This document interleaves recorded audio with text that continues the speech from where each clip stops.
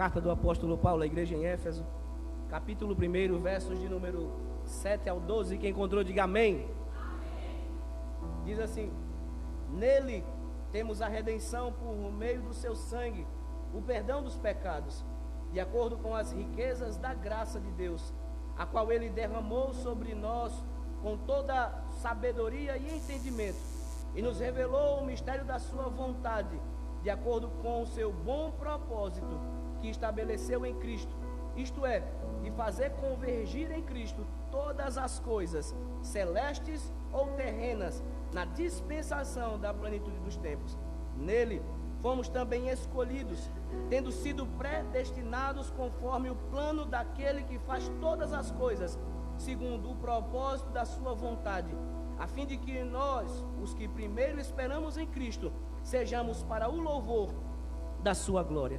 Senhor Deus e Pai, nós te agradecemos, nós te bendizemos e te suplicamos, Senhor, nessa noite, que o Senhor nos alegre, que o Senhor fale conosco através da sua palavra, que o Senhor tire de nós tudo aquilo que não te agrada, que nesse momento traga cada mente cativa a tua palavra, edifica a tua igreja, Senhor, e as portas do inferno não conseguirão destruí-la. É o que nós te pedimos, em nome de Jesus, amém. Pode sentar, meus queridos.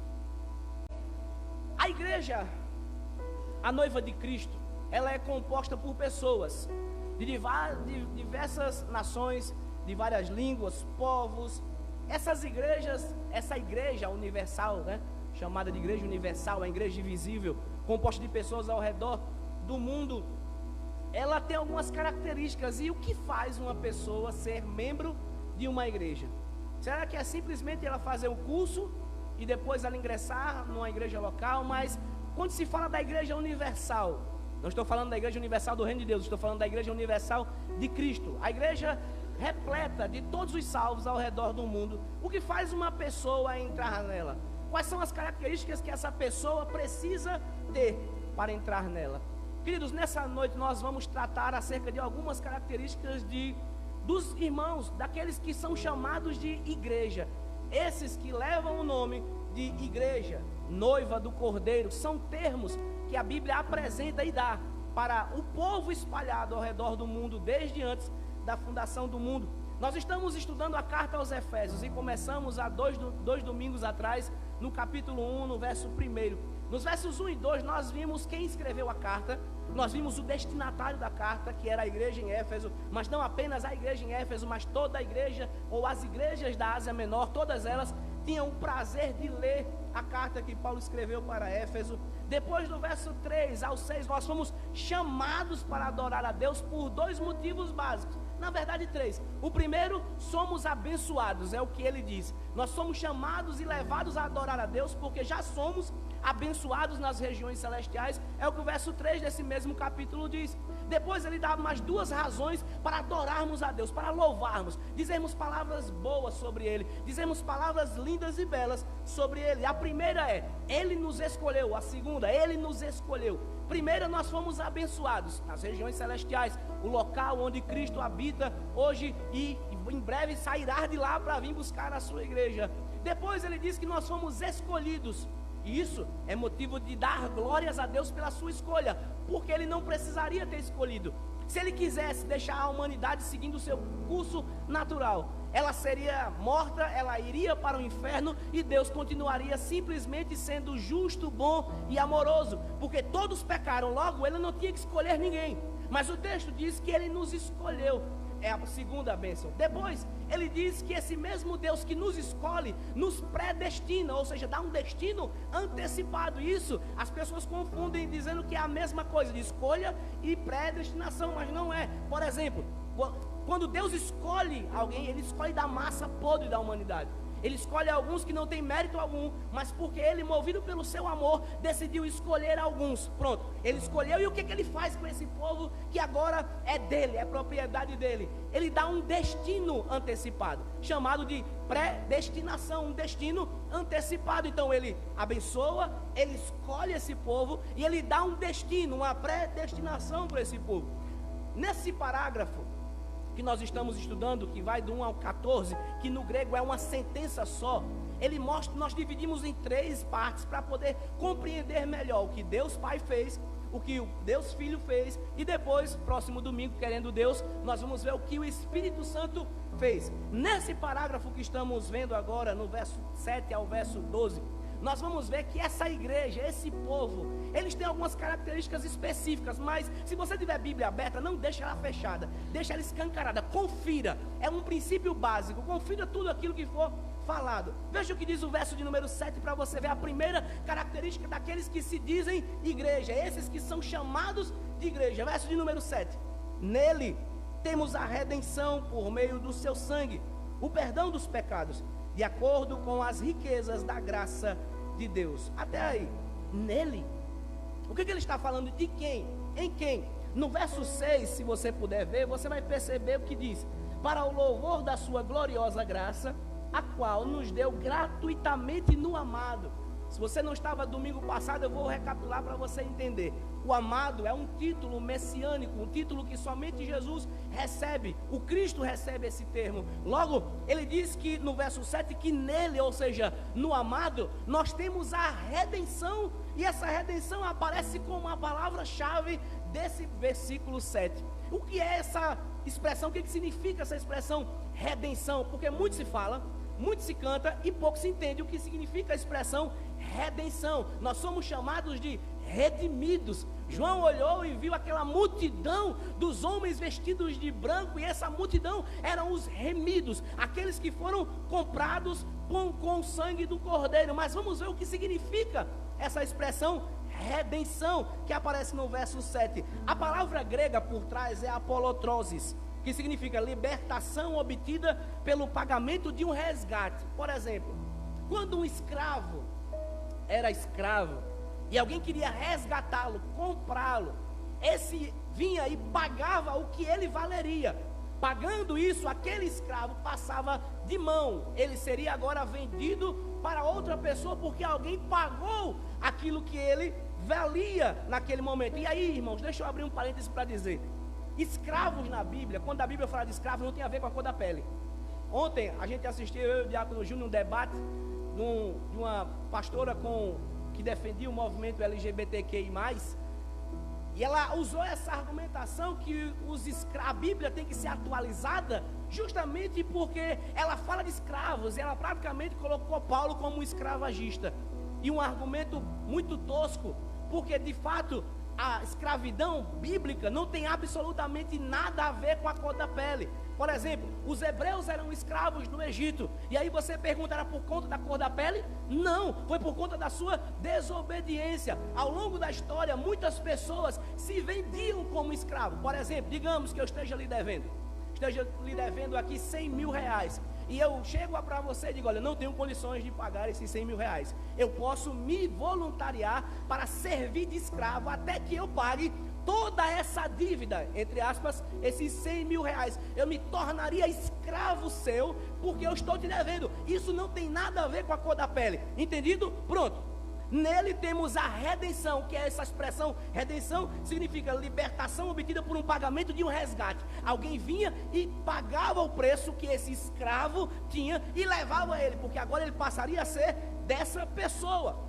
Ou seja, isso vale tanto para pessoas como vale para nações. A nação de Israel era escrava, e o que foi que Deus fez? Ele libertou, ele pagou o resgate, ele pagou aquilo que era necessário para que essa nação saísse dali. Logo, você percebe que quando se fala de redenção, de redimir alguém, é pagar por essa pessoa que não tem condições de pagar por si só. Aí você pergunta: e o que isso tem a ver comigo? Eu vou te dizer: nós outrora éramos escravos do pecado. Nós cantamos isso. Sendo escravos do pecado, não tinha quem nos libertasse. Com sua própria força você não consegue se libertar da escravidão do pecado. Com seu próprio desejo você também não consegue. Com a ajuda de psicanalistas você não consegue. Com a ajuda de outros profissionais da área da saúde, você não consegue se libertar da escravidão do pecado. Ou seja, é impossível para o homem se libertar da escravidão do pecado. Logo, o que é que eu preciso? O que é que a igreja precisa? O que é que as pessoas precisam? Visto que todos pecaram, então todos estão debaixo da condenação eterna. Todos caíram, não há um justo sequer. não há quem busque a Deus, não há quem faça o bem. Todos são escravos da sua própria natureza carnal. E agora?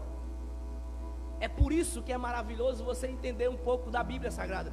Porque você percebe que o nosso Salvador, Jesus Cristo na cruz do Calvário, Ele vem para a cruz e paga aquilo que eu não tinha condição de pagar. Ele vem e resgata, Ele pagou o preço. E como é que Ele faz isso? Com o seu próprio corpo, com o seu próprio sangue, sendo derramado no madeiro, para libertar não apenas eu, mas você e toda a igreja espalhada ao redor do mundo. Onde existia um homem liberto, ele não foi liberto pelos seus próprios méritos, mas pelo sangue do Cordeiro que foi derramado, e por isso ele agora pode se chamar de livre, liberto dessa escravidão do pecado. Todos nós éramos, em um certo sentido, nós estamos sendo libertos aos poucos. Vamos explicar isso melhor.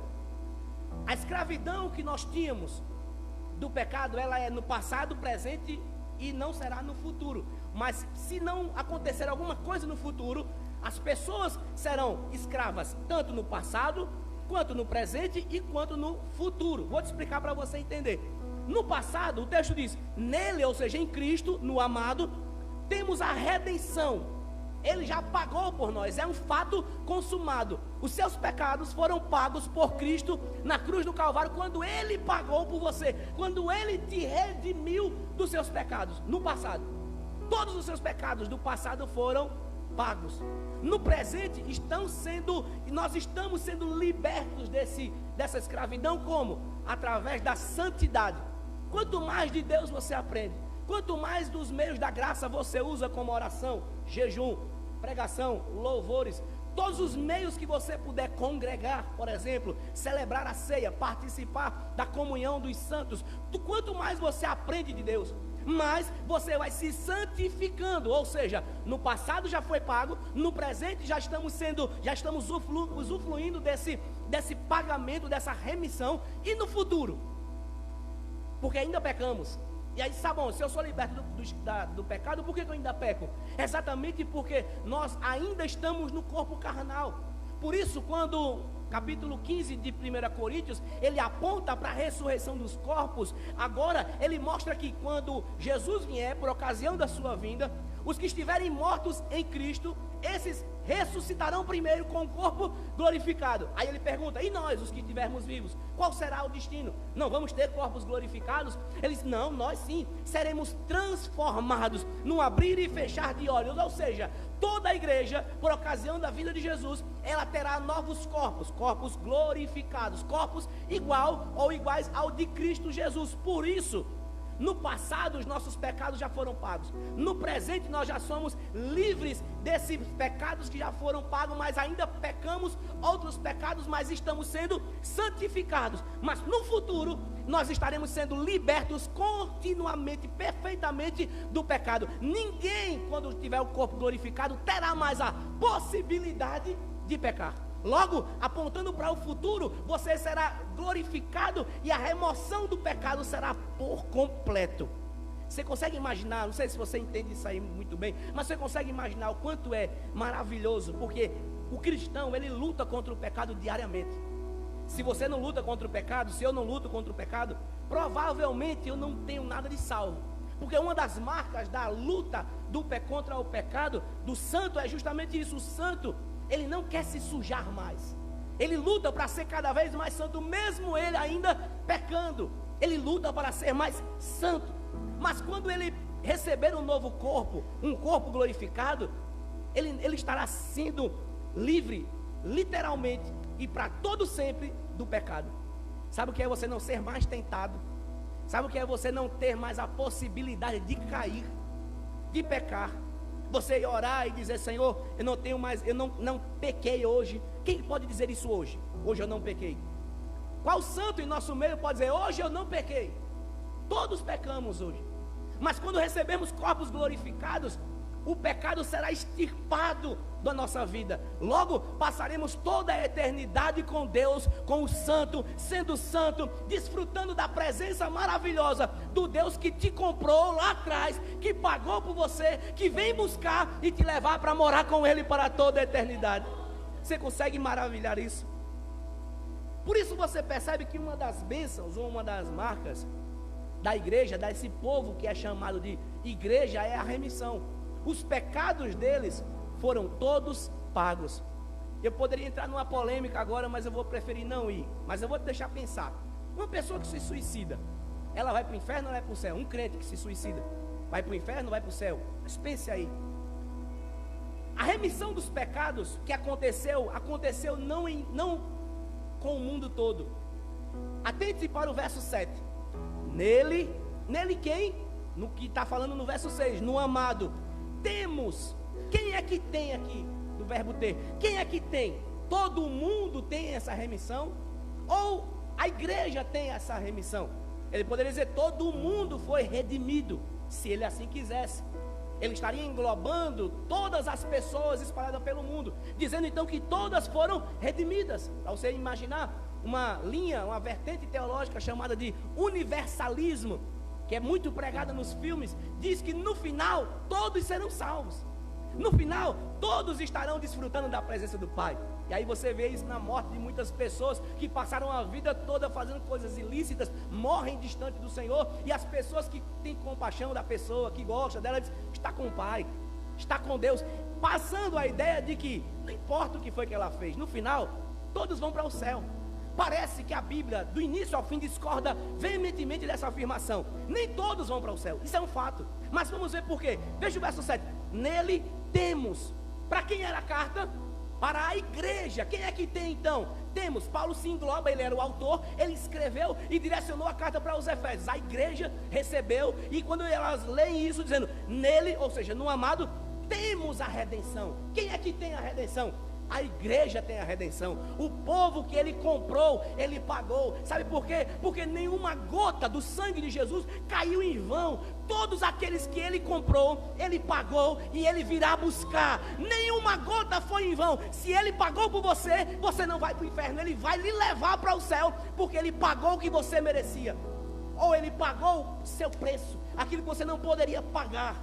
E quem é que poderia ser livre do pecado? Se Cristo não viesse e nos libertasse, não teríamos absolutamente momento nem força alguma. Mas ele vai continuar dizendo nesse mesmo verso 7: nele temos a redenção por meio do seu sangue. Veja como é maravilhoso isso aqui. No Antigo Testamento nós tínhamos uma cerimônia. Pegava-se basicamente 2 animais, 2 bodes. O sacerdote esticava as mãos sobre os animais e esticava a mão, meu pastor Fernando, para o povo, entre aspas, transferindo o pecado da nação para aqueles 2 animais. Os 2 animais, um era morto, era imolado, e o outro era solto. Esses animais simbolizavam Cristo. Os 2 simbolizavam Cristo. Esses animais, o que era solto, ele sumia no meio dali do deserto. Mas o outro era pego, levado então para ser sacrificado. O seu sangue era aspergido sobre a tampa do propiciatório. E com isopo, que era uma espécie de bucha, molhava-se no sangue e aspergia sobre todo o povo. E quem recebesse uma gota daquele sangue do animal, simbolizando o Messias que viria, esse então estaria perdoado. Mas era um perdão momentâneo, era um perdão anual, vamos dizer assim, que não tinha de fato nenhuma substância para toda a eternidade. Mas essa cerimônia apontava para uma única cerimônia, que seria feita uma única vez, não por bodes, mas pelo Cordeiro vivo que desceu do céu. Ele iria para a cruz, o seu sangue era derramado no madeiro, e todos aqueles que estão debaixo da sua autoridade, debaixo do seu sangue, esses seriam então salvos, perdoados por meio do seu sangue.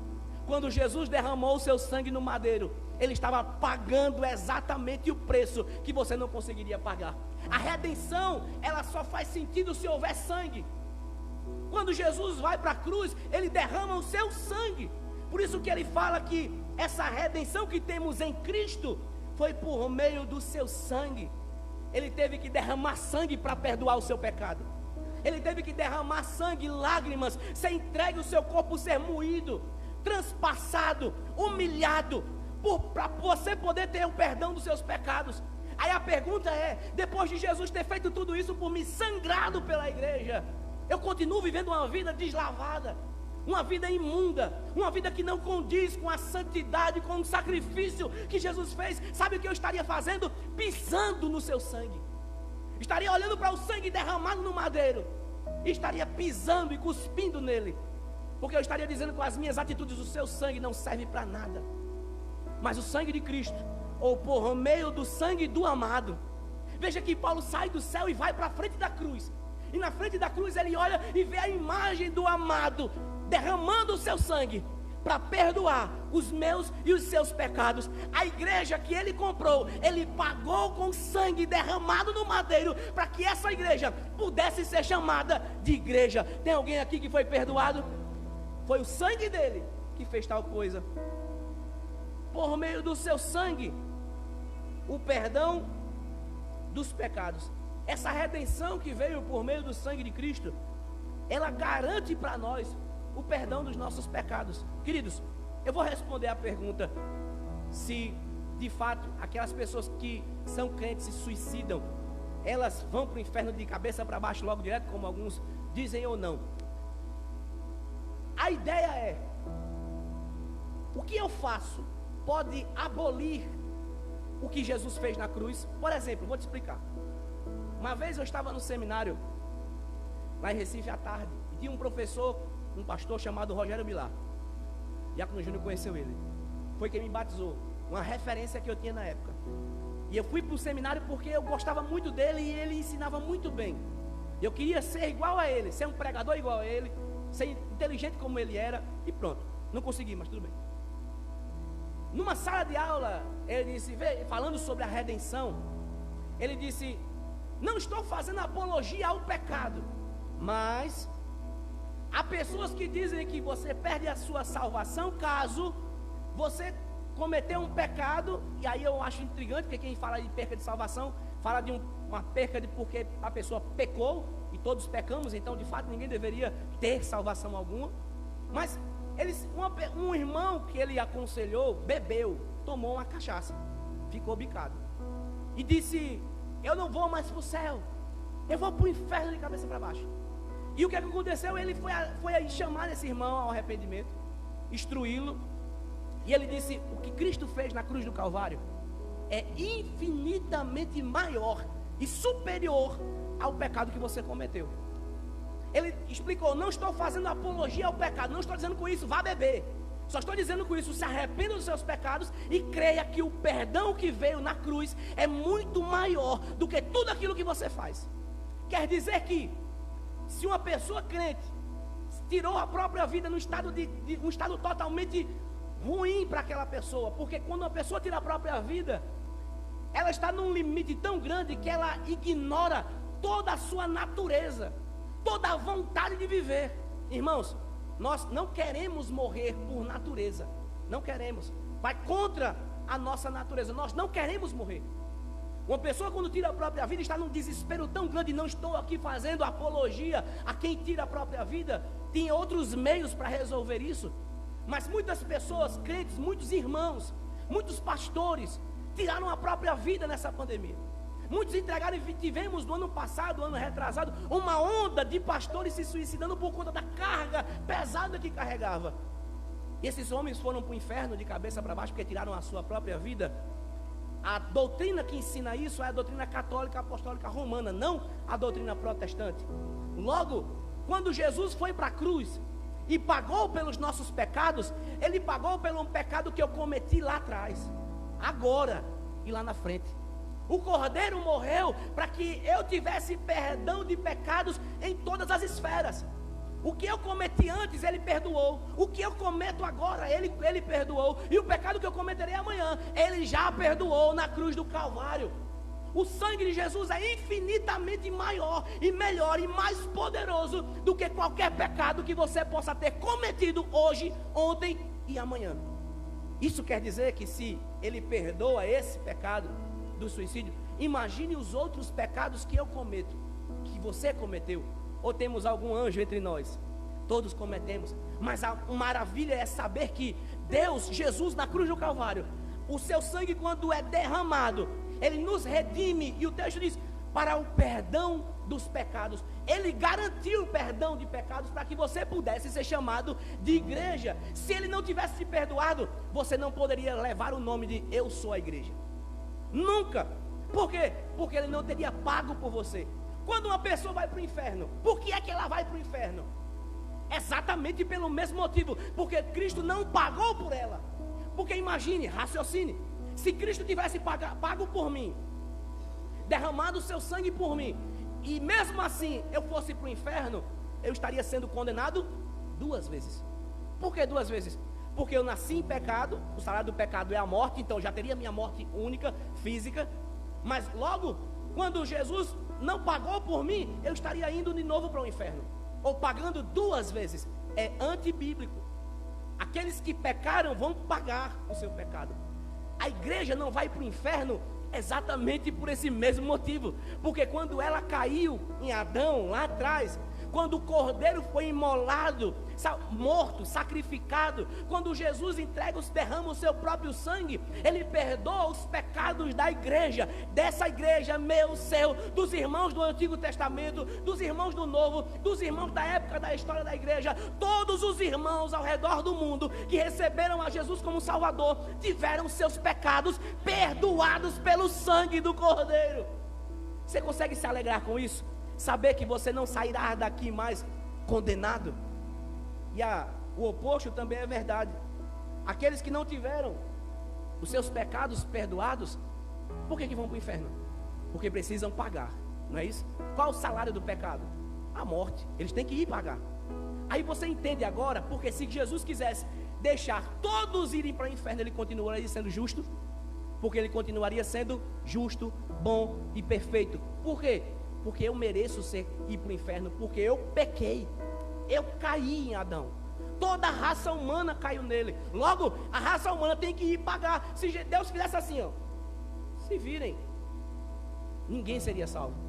O maravilhoso é saber que dentre a massa corrompida, ele escolheu aqueles que ele perdoou os seus pecados, e esses ele chama de igreja, meu povo, minha noiva, minha ovelha, aqueles que ele pagou e comprou. Ou seja, eu e você, por mais que tenhamos nomes diferentes, Deus olha para nós como a noiva do cordeiro, a noiva do noivo, aquele grupo que são pastoreados pelo supremo pastor. Você pode dizer amém, irmãos?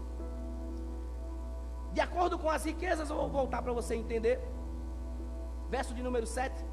Nele, no amado, temos a redenção por meio do seu sangue, o perdão dos pecados, de acordo com as riquezas da graça de Deus.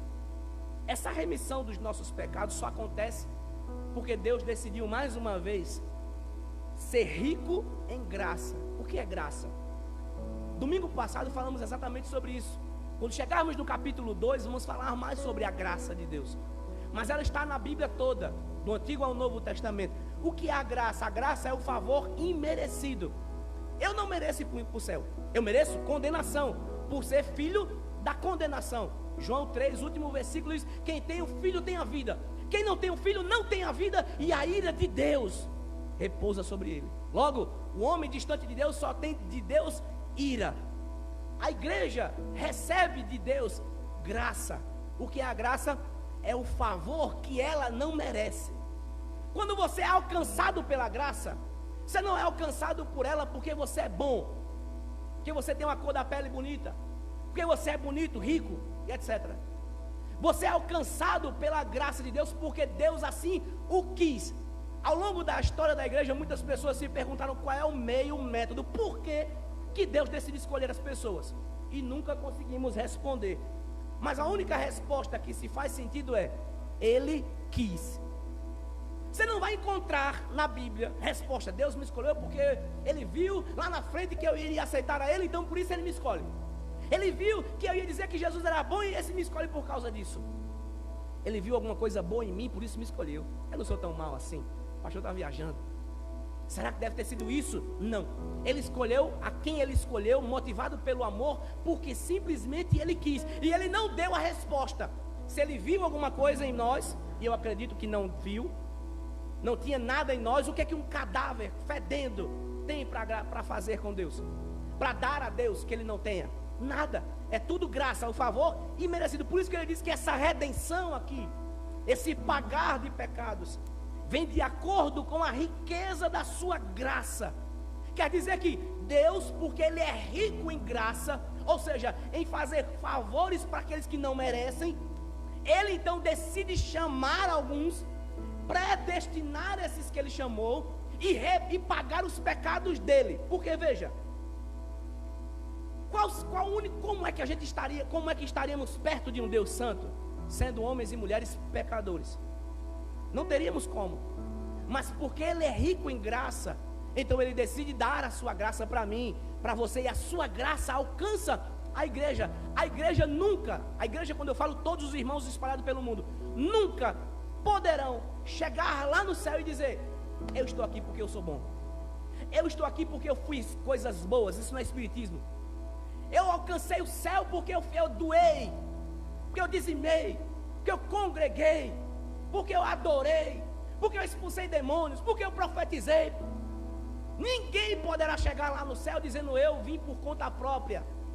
Todos que chegaram lá vão chegar lá porque Cristo deu a vida por eles e levou eles por graça. Eles não mereciam ir para lá, mas Deus, que é rico na sua graça, ele levou, ele traz, e nossos irmãos que morreram em Cristo já estão com ele, desfrutando nesse momento da sua maravilhosa presença. E em breve a igreja será arrebatada e levada para também desfrutar dessa graça ao longo dos séculos dos séculos. Por isso que ele diz que essa remissão de pecados, ela só acontece por conta da riqueza da graça de Deus. Ou seja, Deus é rico em graça. Se ele não tivesse graça, então nós não alcançaríamos ali.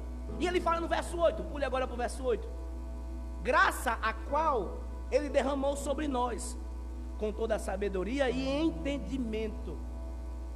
Veja que essa graça que ele fala, que vem do amado, que vem do Deus Filho, ela foi derramada sobre quem? Veja o que o texto diz: sobre todos, sobre nós.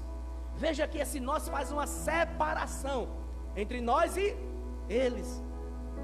Sobre nós quem? Mais uma vez, você precisa entender essas coisas. Sobre a igreja, a graça que ele derramou, e aqui a figura de uma cachoeira sendo derramada em abundância sobre a igreja, não foi sobre todo mundo, foi derramada sobre nós a igreja. Por isso que aqueles que entram no céu, os remidos, eles só entram porque eles são a igreja de Deus. Sendo a igreja, Cristo pagou por eles. Pagando por eles, derramou sobre eles a graça que eles precisavam para também chegar no céu. E ele diz que essa graça foi derramada com toda a sabedoria e entendimento. Quer dizer que esse plano, essa elaboração dessa remissão de pecados, veio e aconteceu porque Deus, ele é rico em sabedoria. Logo, esse projeto arquitetado de perdoar pecados, o meio, a forma de pecar, de perdoar esses pecados, foi porque Deus é sábio. E o entendimento, ele diz que ele é rico também em entendimento, que é a forma de executar o plano. E quem é que executa o plano? Cristo. Cristo vai para a cruz, e lá na cruz ele executa o plano do Deus Pai. E aqui, irmãos, é maravilhoso porque tudo isso fala de remissão de pecados, redenção de pecados. Ele derramou essa graça, por isso nós conseguimos ser alcançados e receber graça, perdão de pecados. A igreja é a reunião dos que foram perdoados. Isso é maravilhoso porque nós todos os dias pecamos e todos os dias precisamos da graça de Deus. Lutero dizia: só tem uma coisa que o povo de Deus tem que pedir a Deus todos os dias. E o interlocutor imaginário perguntava o quê? Ele dizia: perdão, porque todos os dias pecamos. E sabe o que é maravilhoso? A igreja recebe de Deus todos os dias perdão dos seus pecados. Você pode chegar aqui e não ficar envergonhado, mas se há arrependimento no seu coração, você pode pedir perdão e vai alcançar de Deus graça para você ser perdoado, porque você foi comprado pelo sangue do Cordeiro. Isso é maravilhoso. Segunda característica desses homens: a primeira, eles são redimidos. Segunda, eles conhecem o plano que Deus quis revelar. Veja o que diz o verso 9. E nos revelou o mistério da sua vontade, de acordo com o seu bom propósito, que ele estabeleceu em Cristo.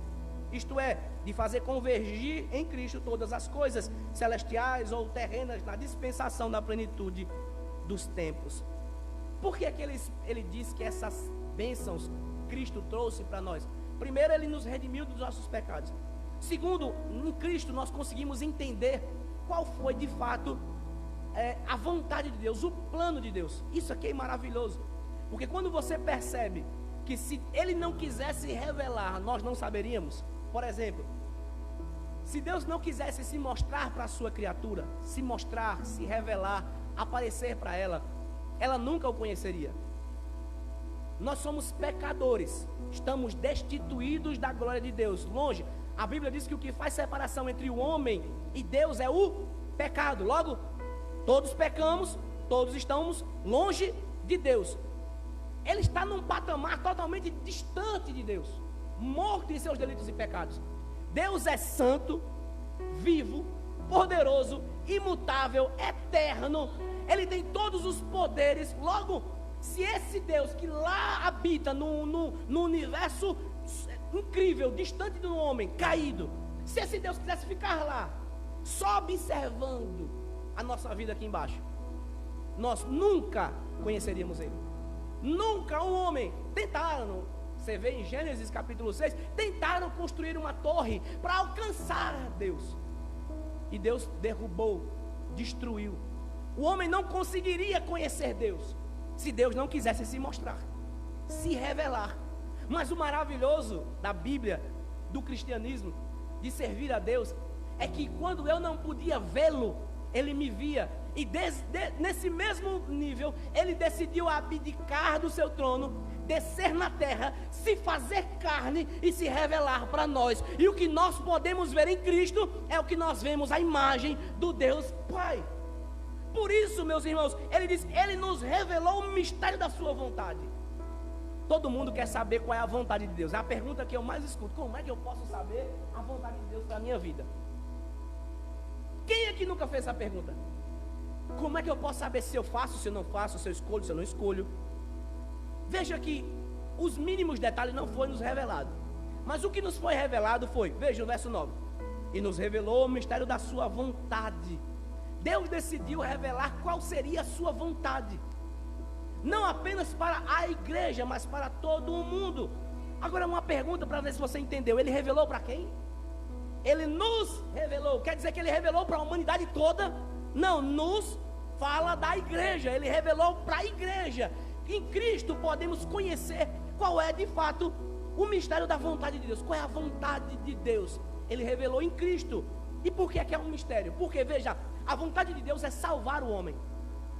Mas essa vontade de salvar, ela, a princípio, os judeus pensavam: só eu posso ser salvo. Nós somos descendentes de Abraão. É o que nós aprendemos todas as quarta-feiras com o nosso pastor Fernando. Eu sou descendente de Abraão, logo eu sou o povo escolhido. Então, somente eu posso ir para o céu. Somente eu posso desfrutar das promessas. Somente eu recebo elas. Ele é o Deus de Israel, não é o Deus do Brasil. Você entende?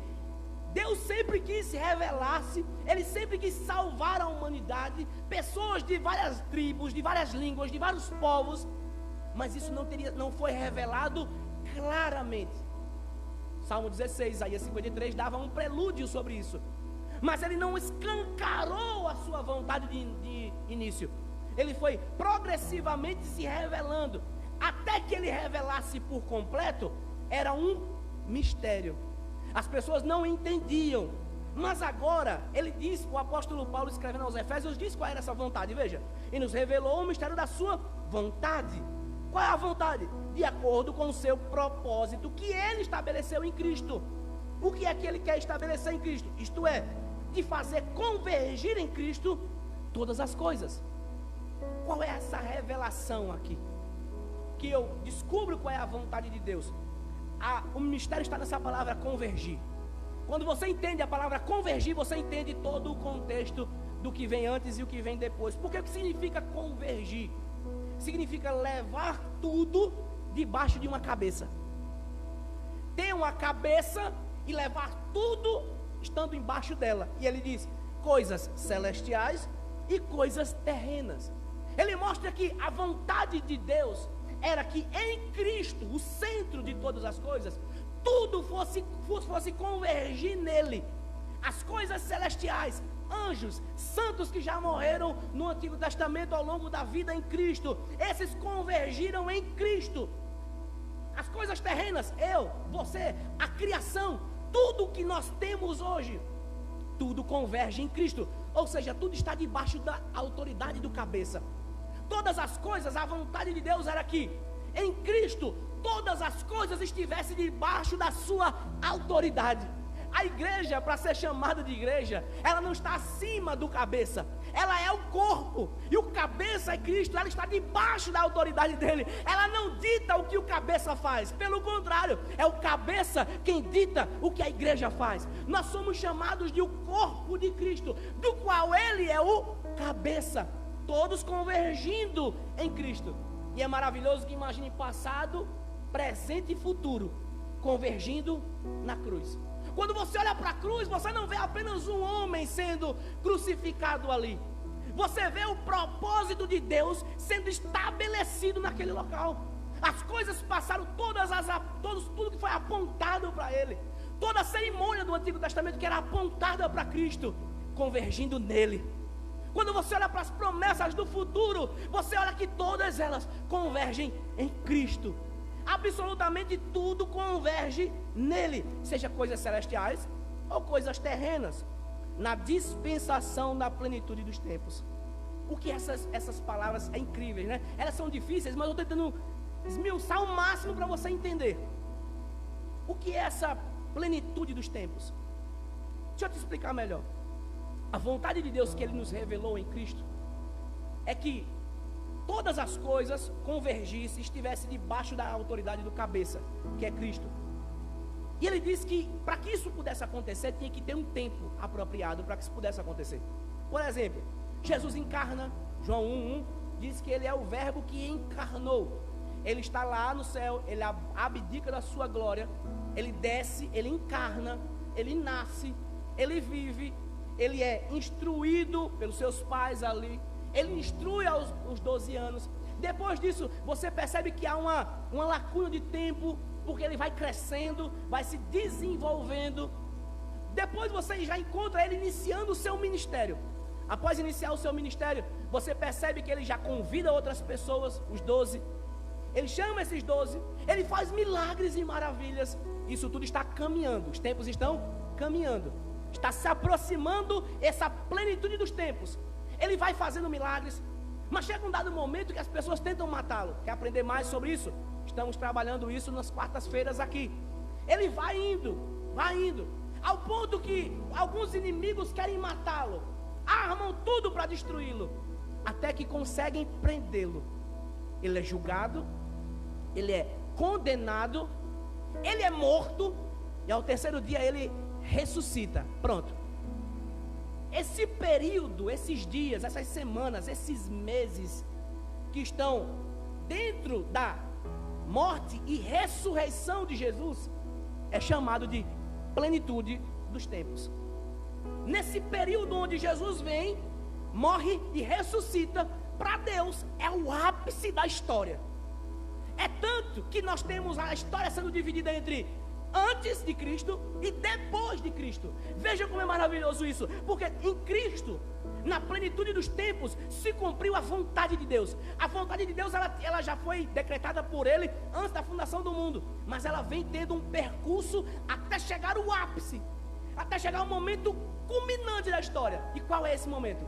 A plenitude dos tempos, que é quando Jesus morre e ressuscita. Por isso que ele fala que essa convergência de planos, de todas as coisas celestiais ou terrenas, acontecem na plenitude dos tempos.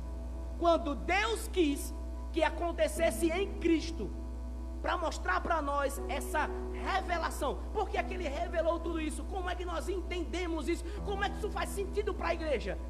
Quando ela entende que Deus decidiu revelar em Cristo, na plenitude dos tempos, todas as coisas. Passado, presente e futuro. Isso mostra que em Cristo, Deus reconciliou a humanidade. Ele reconcilia eu, você, ao redor do mundo, todos os irmãos que são chamados de igreja, são reconciliados em Cristo, porque eles convergiram em Cristo, eles estão debaixo da autoridade desse Cristo. Ou seja, quando chega o momento que Deus tinha planejado, então chegou a plenitude dos tempos. Você percebe que ao longo da história, muitas vezes nós pensamos, Deus perdeu o controle da história do mundo. Na pandemia, nós pensamos, muitas pessoas chegaram a questionar, a sair da igreja, dizer, eu não vou servir a um Deus que permite milhões de pessoas ser mortas por conta de um vírus, se Ele poderia ter evitado.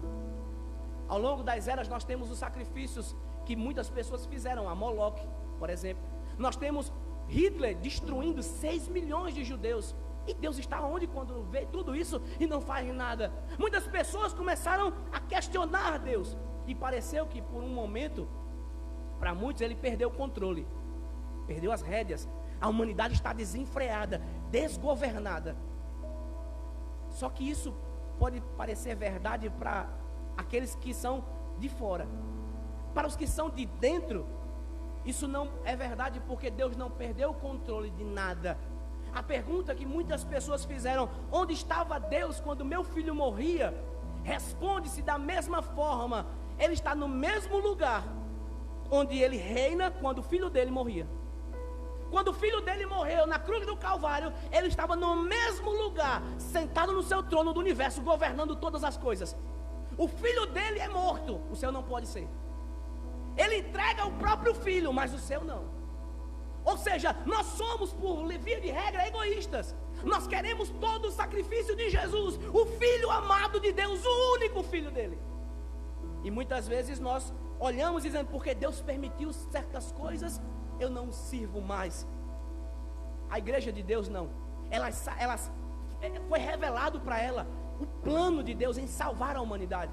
E esse plano consiste em que Deus decidiu convergir tudo na pessoa de Cristo, passado, presente e futuro em Cristo. Por isso, na plenitude dos tempos aconteceu o ápice, a crucificação, a ressurreição do nosso mestre. E agora podemos sim entender, isso faz sentido para a igreja. Muitas pessoas não têm sentido na sua própria vida, porque não entendem isso. A igreja, entendendo isso, ela não precisa de tarô, ela não precisa de algumas formas para descobrir o futuro. Elas não precisam buscar em outras experiências. Elas já estão em Cristo. Ela já foi revelado para ela qual é o propósito de Deus: fazer convergir todas as coisas em Cristo na plenitude dos tempos. Isso só faz sentido para a igreja.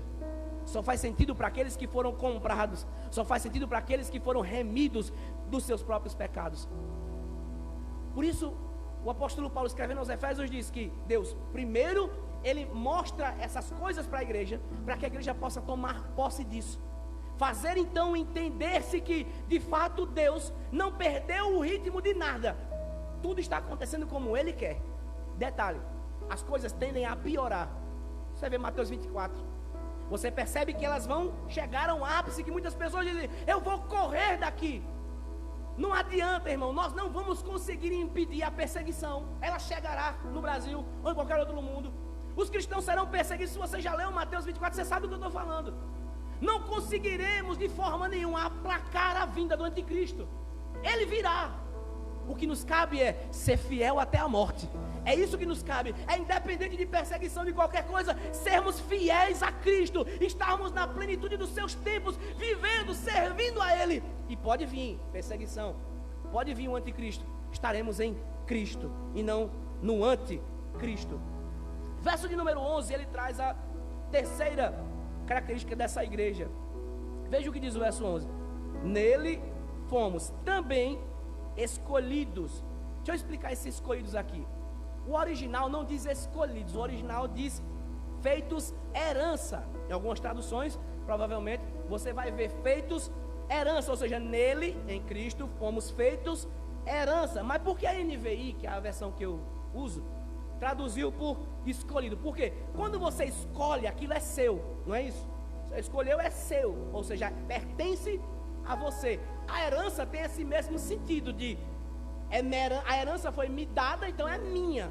Pois bem, mas para ficar mais claro o texto, eu vou te mostrar. Nele fomos também feitos herança. Essa expressão, herança, tendo sido predestinado conforme a vontade do plano daquele que faz todas as coisas segundo o propósito da sua vontade. Deixa eu te explicar isso para você entender como é maravilhoso isso. Em Cristo, a igreja foi feita de herança. A pergunta é: o que é que Deus ganha? Eu sei que eu ganhei o céu. A igreja ganhou o céu. A igreja ganhou o perdão dos pecados. A igreja ganhou a eleição. A igreja ganhou a predestinação. Ela foi predestinada. E o que é que Deus ganha com isso? Como é que Deus vai sair ganhando alguma coisa? O que é que cabe a Ele? Ele diz: nele, ou seja, em Cristo, fomos feitos herança. O que Deus ganha é um povo. O que Deus ganha é o povo que Ele recebe como herança. Você lembra no capítulo 15 de 1 Coríntios que a Bíblia vai dizer que Jesus está agora colocando, subjugando todos os inimigos de Deus debaixo dos seus pés, e por último Ele pegará a igreja e entregará para o Pai. Pronto. Esse entregar para o Pai é dizer: tome aqui a sua herança. Eles são seus. Quem foi que elegeu? Deus. Quem foi que escolheu? Deus. Quem veio cumprir essa escolha, ou seja, pagar por aqueles que foram escolhidos e predestinados? O Filho. E agora o Filho pega e entrega para o Pai. Por isso Paulo chega a dizer que nele, ou seja, em Cristo, também fomos feitos herança de Deus. Ele recebe a igreja como sua propriedade. O que ele ganha no final, o conteúdo que ele recebe no final, o que ele tem por propriedade no final das contas, é a igreja. A igreja é a propriedade de Deus. Ela não é propriedade desse estado, não é propriedade de um país. Ela é propriedade do Deus vivo, que vive e reina hoje para todo sempre. Ela é propriedade exclusiva daquele que comprou e pagou. E detalhe: Deus não divide o seu povo com ninguém. Você pode hoje ter 2 namorados, 2 namoradas, mas Deus não pode. Ele não aceita ter 2 mulheres. Ele só tem uma única noiva, e Ele é fiel a essa noiva. E da mesma forma, essa noiva tem que ser fiel ao seu noivo. Ele escolheu um povo, Ele pagou por esse povo, Ele levará esse povo, e Ele recebe esse povo como seu, propriedade sua própria herança. E aí ele continua dizendo no verso 11: tendo sido predestinado conforme o plano daquele que faz todas as coisas segundo o propósito da sua vontade. Mais uma vez aparece a palavra que poucas pessoas gostam, né? Predestinados. Porque aí, irmão, eu vou explicar de novo, porque tem pessoas que não estavam no domingo passado, nos acusam de dizer: esse povo que crê na predestinação de uns e a negligência de outros, são muito soberbos. Eles fazem uma pregação seletiva. Eles acham que eles são os melhores, por isso eles vão para o céu. Quem pensa que são? Pecadores, é o que nós pensamos que nós somos. Mas pecadores remidos pelo sangue do Cordeiro, é o que nós sabemos que somos. Então, essa expressão predestinados tem a ver com o destino final que foi premeditado antes. Deus escolheu o povo e disse: eu vou mandar esse povo para o céu. Esse povo vai para o céu. Ele deu o destino do povo. O destino da igreja não é ficar aqui com o anticristo. O destino da igreja não é desfrutar da ira do anticristo, do falso profeta, da besta, não. Isso é o destino dos ímpios. Os crentes estarão com o Filho, o Pai e o Espírito na presença de Deus, nas bodas do Cordeiro. Eles serão arrancados desse mundo no início da perseguição. Logo, esse povo estará com Deus.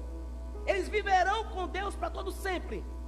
Quando eles voltarem com Jesus para julgar as nações, eles julgarão as nações com o Pai, com o Filho e com o Espírito. Eles estarão ali porque eles são escolhidos de Deus. A questão é: Ele escolheu e Ele predestinou. Aqui, para você entender melhor, Ele está falando por que Ele predestinou como herança. Ele diz que Ele predestinou não apenas para ter um destino no céu, mas também para ser a herança. Nós fomos, em outras palavras, predestinados também para ser a herança do Pai. Em outras palavras, ele estava dizendo, antes da fundação do mundo, que é o que nós vimos no início do capítulo 1, ele chama, ele paga, ele vem buscar, e ele diz, esses que eu escolhi, que eu predestinei, não é apenas para ir para o céu, para viver com ele, eles são para viver comigo a minha herança, eles são a minha herança. Deus predestina a igreja para ser aquilo que ele quer que ela seja, a sua herança, ser dele, ser sua propriedade. Irmãos, eu não consigo me oferecer a Deus sem que ele tenha me chamado primeiro.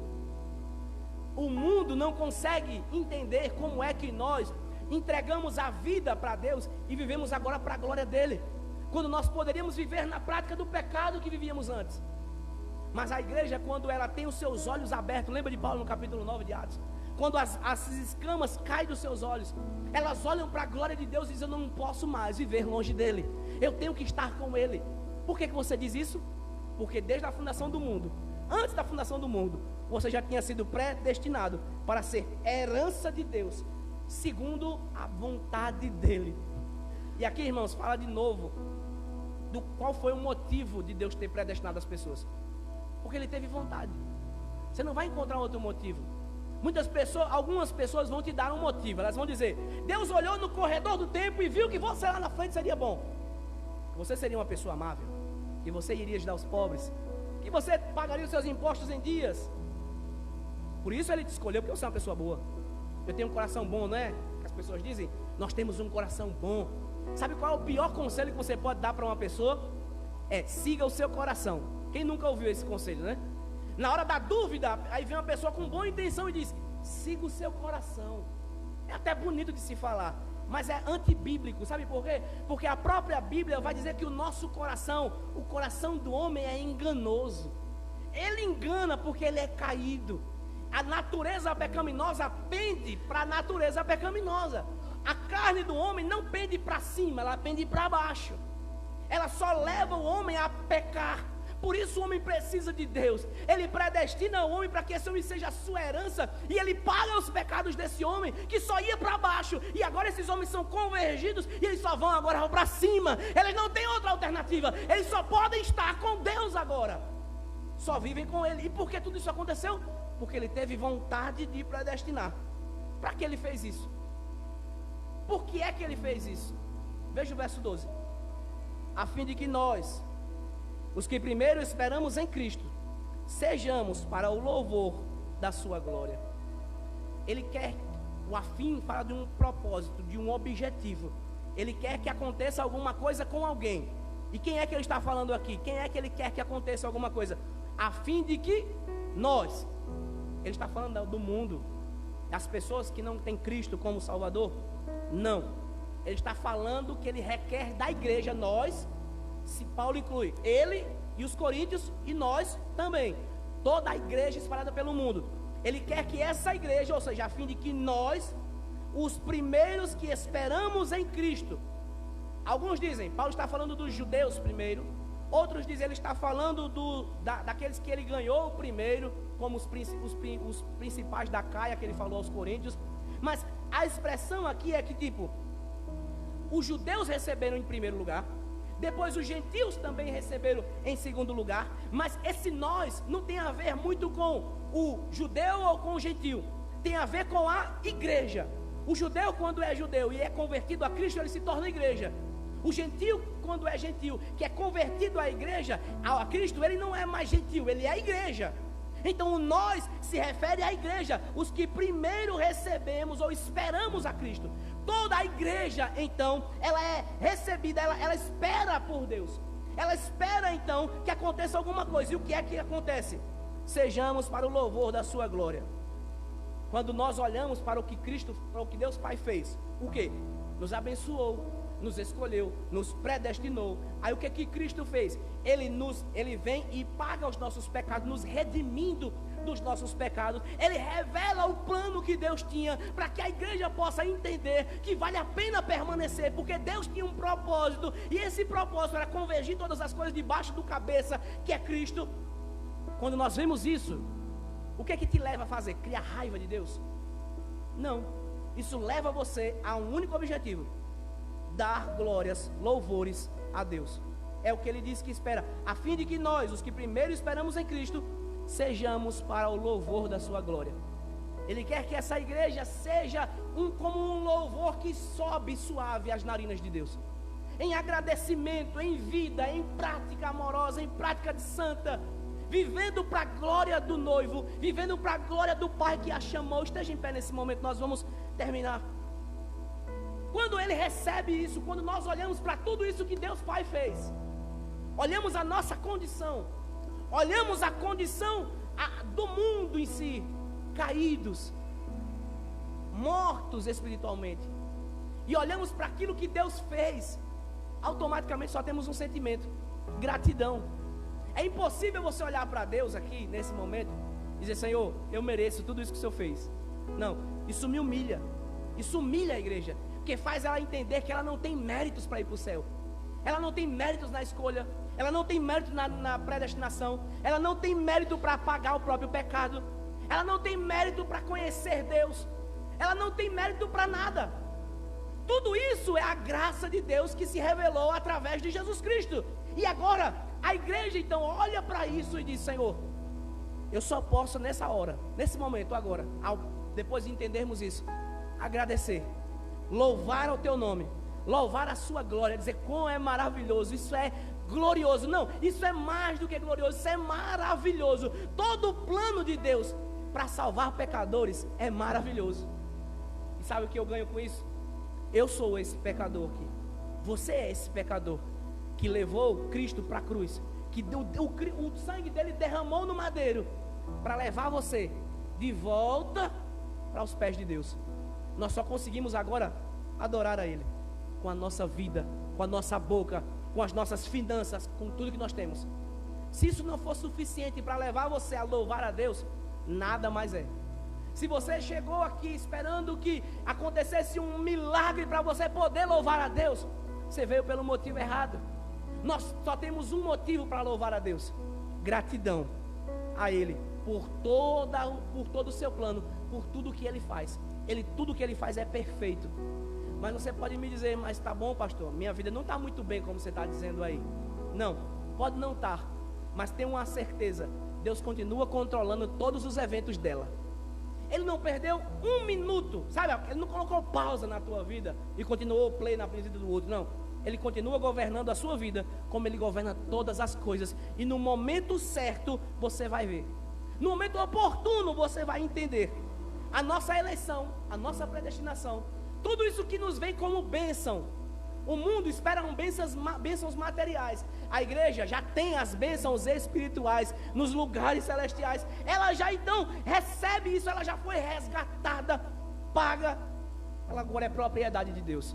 O que ela pode fazer agora? Louvar a Deus por sua maravilhosa glória e graça. É o que nós vamos fazer agora: orar e agradecer a Deus. Eu te convido a fazer isso. E você tem motivos de sobra. Você foi escolhido, foi predestinado, foi pago os seus pecados, ou seja, foi redimido. Ele te revelou o plano dele na pessoa de Cristo. O que você pode fazer agora? Só agradecer, irmão. É o que você pode fazer, é o que nós vamos fazer: dar graças a Deus, louvar a sua maravilhosa glória. Senhor nosso Deus e Pai, nós te bendizemos nessa noite. Te agradecemos porque em momentos quando nós buscamos outras coisas, nós recebemos do Senhor a sua graça. Pai, nosso coração é caído, nossa vida, nossa mente é caída, nós somos corrompidos por natureza. Em pecado nós nascemos, em pecado nós fomos gerados. Senhor, nós vivíamos para o pecado e vivíamos atrelados dentro dele, cada vez mais afundados dentro dele. Não tínhamos solução, Senhor, não tínhamos esperança, estávamos mortos em delitos e pecados.